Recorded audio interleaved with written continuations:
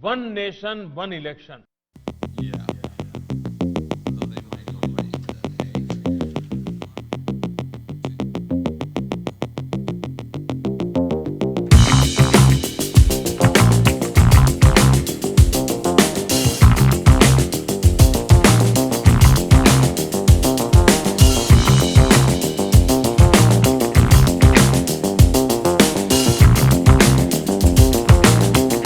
Recently, the Government of India appointed a committee headed by our former President of India, Ramnath Kovind, in order to explore the possibility of conducting one nation, one election. In this context, we will explain the relevant point with respect to one nation, one election in our current affair episode. So, welcome to newsplus.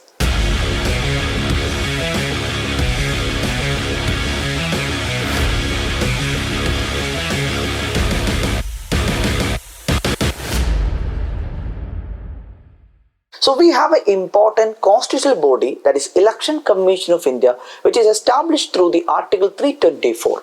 So this Election Commission of India is responsible for conducting election to the Parliament, election to state legislature, and election to the President office and Vice President office. So when we talk about simultaneous election or one nation, one election, in this context, the election means election to Lok Sabha and election to the state legislative assemblies.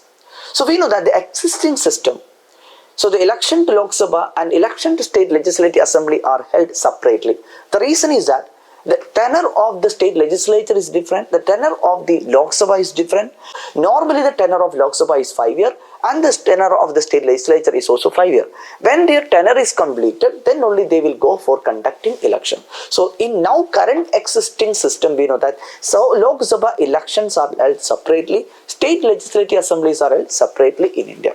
But the proposal is to conduct the synchronized elections or simultaneous election of the Lok Sabha and state legislative assembly together at the same time.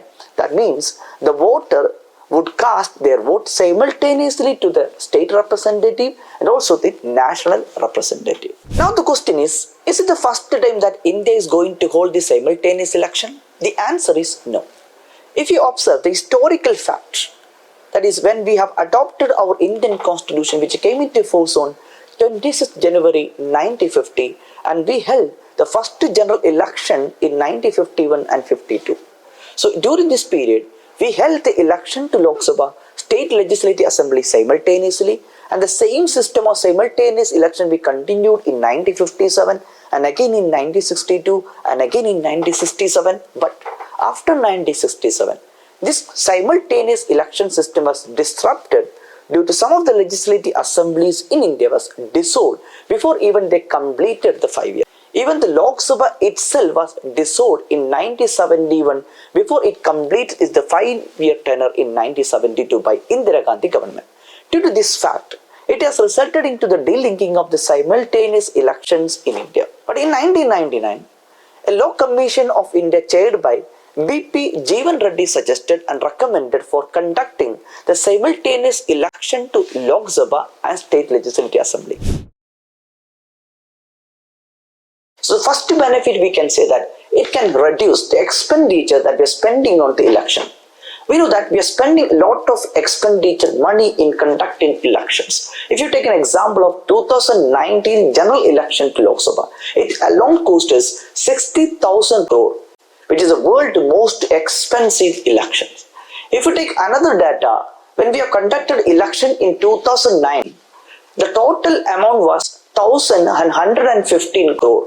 Then if you take 2014 elections, that is more than 3 times of the 2009, that is, it is jumped by 3 times into 3,870 crore. So this shows that there is an increased alarming rate of the expenditure that we are spending on the elections. So one of the objectivity in conducting one nation, one election is to reduce this expenditure so that we can save at least 2,000 crore rupees in conducting elections in India. The second benefit of conducting one nation, one election is that India can improve the inefficiency of the Model Code of Conduct. The Model Code of Conduct means the set of guidelines which is issued by the Election Commission of India when an election date is announced, and this Model Code of Conduct will be in force till the entire election process is completed.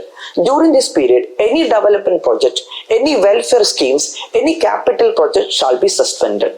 If a Lok Sabha election is going on, then central government cannot announce any policy, any welfare during this period. Similarly, when a state election is announced, during this period, state government also suspended to announce any welfare program. Because if they announce, this may affect or influence the voter in that election. So in order to ensure free and fair election, these things are suspended by the Model Code of Conduct. So imagine if the elections are held regularly in every year, we have seen 5 to 6 elections are held regularly in every year. So this affects the policy governance of a government. So if that is addressed, if we conduct elections simultaneously to Lok Sabha and State Legislative Assembly, this problem can be addressed. The third benefit could be the reduced deployment of the security forces. Means that if you conduct a regular repeated election to separately for Lok Sabha, separately for legislative assemblies, then we may have to deploy large number of police personnel and paramilitary forces. So if we conduct election for the simultaneously for the Lok Sabha and State Legislative Assembly, then we have to deploy the army personnel or paramilitary forces or police forces at a time, so that we can reduce the number of cost, number of expenditure that we are spending on these forces or deployment of security. So this is also another advantage that we will get when we go for the simultaneous elections. Now let us discuss the challenges when we go for one nation, one election. The first point we can discuss that the feasibility of going for the simultaneous election. According to Article 83 subclause 2 and Article 172, which deal with the tenure of Lok Sabha and tenure of the State Legislative Assembly respectively. Even this Lok Sabha or State Assembly can be dissolved even before completing 5 years. Then if you go for the simultaneous election, then what we'll do if any legislative assembly, if a Lok Sabha itself is dissolved before the completion of the 5 years, or otherwise, if any president rule is imposed in the state government, what we will do, whether this same system will be continued or we will again come back to this separate election of the Lok Sabha and state assembly. This is one of the challenges that we have. The second challenge is that legal challenges. According to the Law Commission in 2018, which is chaired by Justice B.S. Chavan, who reported that if you go for one nation, one election, we have to amend the constitution, we have to amend the Representation of People Act 1951, we have to amend the rules and procedure of the Lok Sabha and State Assembly.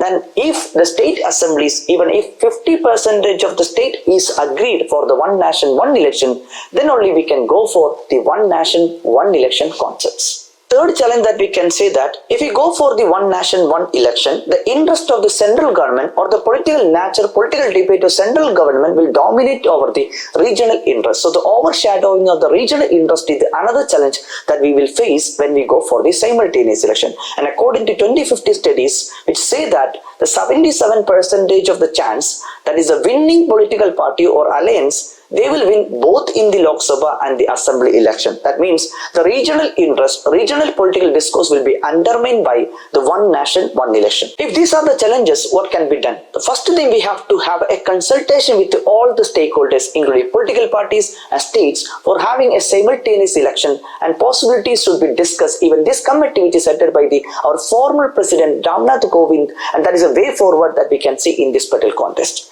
The second thing is, if there is a requirement for amending the constitution, it should be done. If an amendment is required for the RPA provision and other rules and procedure of the House of the Lok Sabha and State Assembly should be done in a proper way.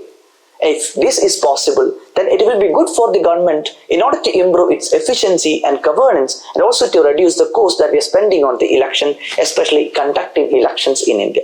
So what is your opinion on this particular conducting of one nation, one election? So your opinion can be given in our comment box. Let us discuss in the comment box. Thank you all.